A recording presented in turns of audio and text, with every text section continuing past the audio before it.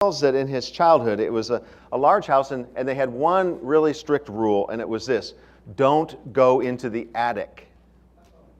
Yeah, so if you have children or were children, as soon as that, that's all the 8 needed to hear. Pretty soon they were selling tickets to the attic. On one of their forays, they're navigating the uncertain planks that kept them from falling through the ceiling. I guess, she said, that's why my mom had the prohibition. They found a box of old record albums. And a thick red clay recording was labeled on one, "O Holy Night" by Kathleen Conway. Hey, Conway, wasn't that Mom's maiden name? The kids took the record, hurried downstairs, and put it on the toy phonograph. A phonograph is a... If you don't know, ask somebody sitting near you laughing. And then they encircled the speakers, and lying on their stomachs, propping their heads up with their fists.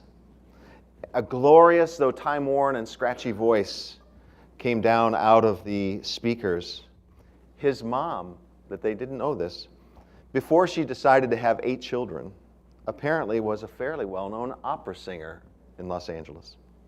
They could barely fathom the voice that hollered to them, "Come down for dinner!" belonged to this magic that was emerging from the toy phonograph. They played, he said, the grooves right off that record.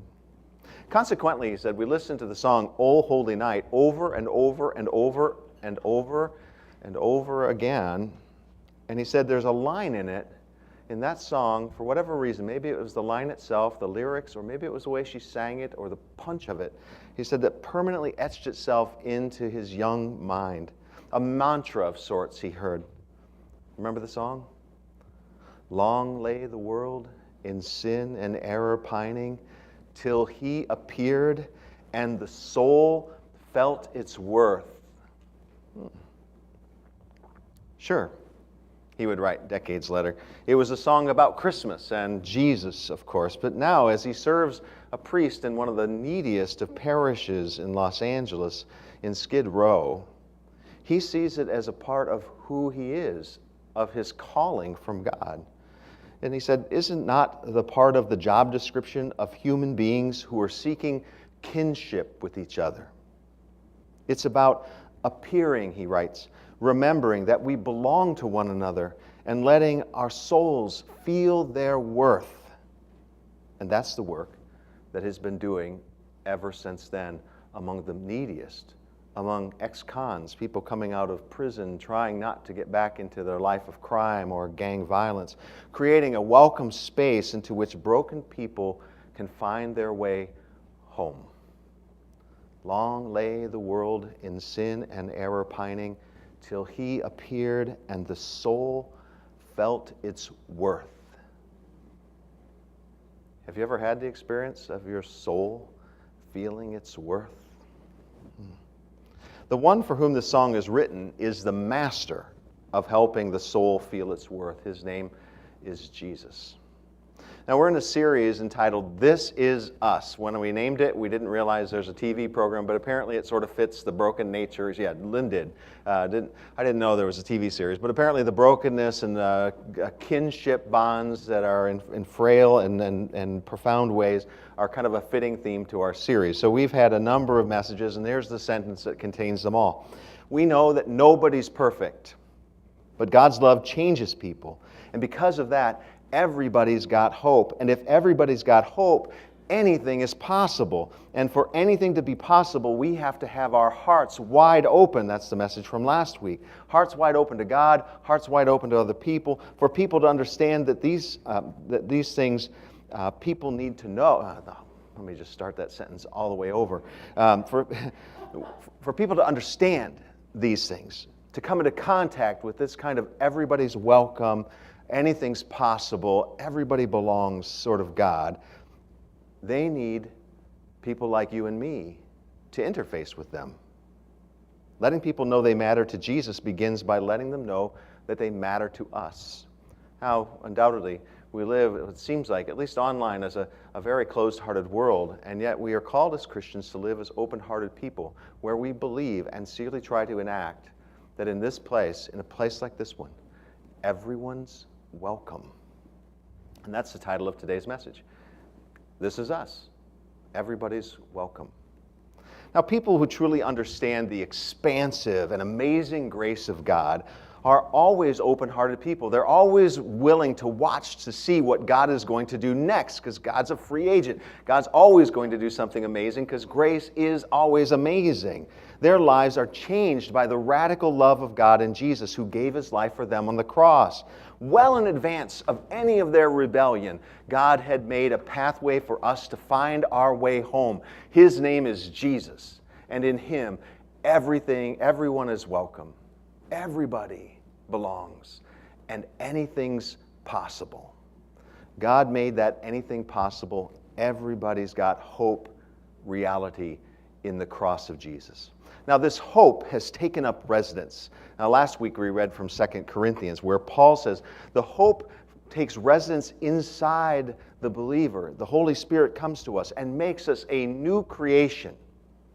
Something that is old has died, something new has come. And people who are a new creation, who want to live their lives by the rules of heaven here on earth, are the ones who look for a manner of life, of freedom, of forgiveness, of joy in God's anything possible, everybody's got hope kind of world. It involves embracing the welcome that God has extended to you, even you, your rebellious self, who are more committed to your comfort of sin, who savor the alienation of our hope, and we savor the alienation and the hate that separates us from unworthy other people who betrayed us, rather than taking up the new creation and to step into the freedom that comes from God, who forgives and even reconciles you. The whole point of the cross is that in the cross, what God has done for us is made room for broken people, people like you and me, who will never get it perfect, because nobody's perfect. But because of him, everybody has hope. And in God's eyes, everybody is welcome. And God is looking for people who are marked by these qualities. Now, in our gospel reading for today, I'm not going on 2 Corinthians because that was just crazy. It was something about making a collection for the church in Jerusalem, and I'm not going to stewardship you today. So in the gospel reading, this is one of my favorite readings. I just love Mark's gospel. It's just such a power-packed presentation of who Jesus is. There are two types of people in this story. Did you notice? It's like a Russian doll, a story within a story. Whoop, there's another story in there. That's kind of what happens in Mark's gospel. So the first story is a story of a 12-year-old girl. She's 12. Get that number in your mind. She's 12 years old, and she's sick unto death. Her father seeks Jesus out. Now, it's interesting because he's the only guy, he's the only person, he's the only guy too, but he's the only person that's named in the story besides Jesus. His name is Jairus. One thing to know about him is that he's a leader of the synagogue. Now, why is that important? That just sounds like a side note. It's very important, because if you don't remember, let me remind you that the religious leaders are the ones who tended to have problems with Jesus, and it will be the religious leaders who ensure that Jesus dies on a Roman cross. This is a religious leader who comes to Jesus. They show themselves to be the enemies of Jesus all throughout the Gospels, except here. Here's an unusual person. The leader of the synagogue who asks for the help of Jesus.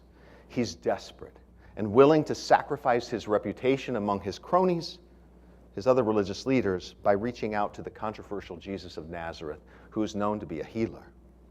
What does Jesus do? What would you do if somebody who is an avowed enemy of yours finally came to ask you for help? Does Jesus turn him away?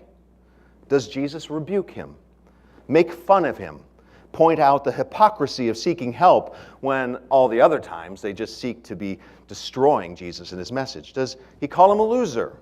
Does he say, tough luck, you should have been nicer to me earlier on? None of that. Jesus welcomes him.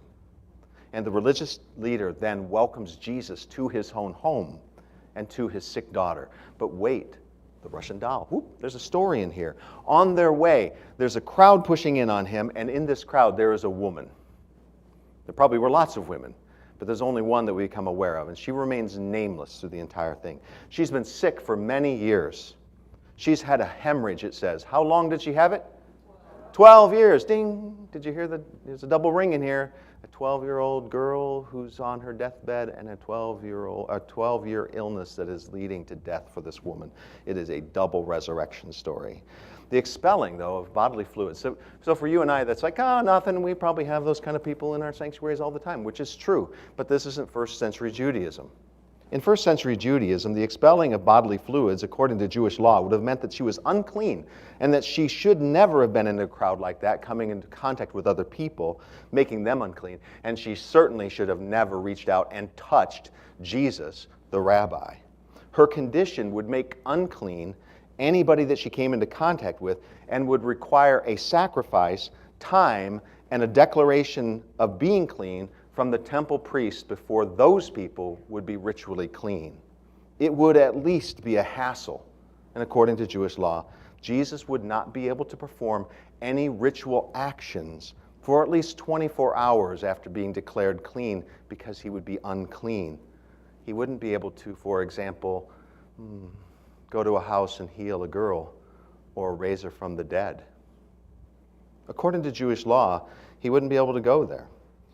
Unlike the powerful and likely wealthy Jairus, this woman is impoverished. She's a woman with no name. So we have these contrasts and these connections in this story. She touches Jesus anyways. I mean, who would notice, right? But he notices. The power has gone out from him. And she notices that something has changed in her. He turns in the crowd. Who touched me? The disciples are like, everybody. But she knows. And the woman finally presents herself. What does Jesus do with her? Does he point out that she, a woman, and that an unclean woman, has touched him, a male rabbi? Does he rebuke her? Does he turn her away, scold her, seek to punish her? Does he point out how selfish she is, and now he can't go to heal a desperately ill girl because she, in her selfishness, wanted her own healing for herself, infringing upon any other ritual actions that he may be doing in the future? Does he tell the crowd to punish her? Does he call her a loser? No. Jesus welcomes her. And this woman, who would have been living as an outcast because of her medical condition, he calls daughter, and notices that her great faith has already healed her, and he sends her forth with a blessing. At every turn in the Gospels, we can't miss this. You need to read the Gospels and read the red letters. I mean, who is this Jesus you say you believe in? Who is this Jesus you say you follow? At every turn in the Gospel, Jesus is welcoming the outcast and the troubled. He heals the sick. He frees the demon-possessed. He restores life to the dead. He eats with people that nice suburbanites like us would shun. And he comes into contact with people considered untouchable, and he welcomes them. He forgives sin, restores lost people. He welcomes into paradise a thief who's hanging on a cross right next to him on the day of his death. He tells his followers that people who will follow him should have this mark. His followers will love others. Through him, grace abounds. Through him, though long lay the world in sin and error pining, when he appeared, souls felt their worth. But many are walking around with disordered lives, turning to things that just can't really fill us, Oh, I know them. Money, sex, power, any other sort of security system to which we turn that we believe, and they often do, give us some comfort, but they can't really contain the weight of our immortal soul. This disordered living is what the church has always referred to as sin. No matter what the struggle is in disordered living, or disordered eating, or disordered loving, or disordered priorities, so many of us are walking around believing three devilish lies about ourselves, which I'm sure were at play, at least with the woman in the middle of this story. And these are the three lies. See how they would fit. Everybody else is more lovable. I really don't have anything to offer. I'm not like them. Anybody ever felt that? You don't have to raise your hand. When we extend welcome to others and let others know that they've been seen by us, our actions speak this message. 3 counterpoints. You are lovable. You are valuable. You have something to offer. You're one of us. Now, this is the message of Jesus, for which it seems so tame and so nice, but for which he is going to suffer great persecution and go to the cross over. Because the religious leaders just couldn't figure out why this boundary-breaking Messiah would do the things that he would do. But he's from the God by which everyone is welcome, and anything is possible, and grace abounds. So you have to see that at the end of the day in this gospel reading, Jairus, his daughter, and the cured woman, all knew that they were loved. They all knew that their lives somehow were valued, and that they belonged to a miracle that made them a unique group of people who were touched by the Messiah Jesus. Their souls felt their worth. You know that they knew that they were lovable, valuable, and one of the group. Did their souls feel their worth? Indeed. To Jesus, everyone is welcome. And this is us too, or at least it should be. And it should be a principle that rolls around in our head. And like that rock, the rock smoothing thing, these principles of everybody's welcome, everybody's got hope, anything is possible, should be walking around or rolling around in our heads, smoothing themselves out so there's a part of who we are as a church, as individuals, as followers of believers, that everyone is welcome because everybody's got hope. What would it look like? What would it look like if we lived by this principle? If we really believed that people mattered that much to God, that all people should matter that much to us, what would it look like? What would this church look like, and how would we need to change it to extend our everybody's welcome, where we refuse to let no person go unnoticed? Let me get back to Greg Boyle. Greg Boyle wrote a book. He's listening to his mother sing "Till He Appeared and the Soul Felt Its Worth." He's got a couple of books. These are great books, by the way. If you want some great stories about anything's possible, here's 2 of them. Greg Boyle runs Homeboy Ministries in downtown Los Angeles, and he's still a priest associated with Dolores Mission Church in Los Angeles. So after listening to that 45, you know what a 45 is? 45 is a vinyl kind of record, really small. You have to put his insert in. Okay. Come forward many years. Greg Boyle's now the priest at Dolores Mission Church in Los Angeles, and he starts a nonprofit called Homeboy Ministries. Homeboy Ministries. Now listen to the Jesus in this, in which he works to help people from his community who are coming out of prison to find a job. That's what they do. Remove tattoos, and to find a new life so that they don't have to return to gang life, crime, and therefore prison. That's his goal. Because he got a little sick of his members coming back to church, and 2 weeks later they were reincarcerated because they had fallen back into gang life, because there was basically nothing else for them to do. In his book, Tattoos on the Heart, great book, great stories. I don't know what I did with it. There it is.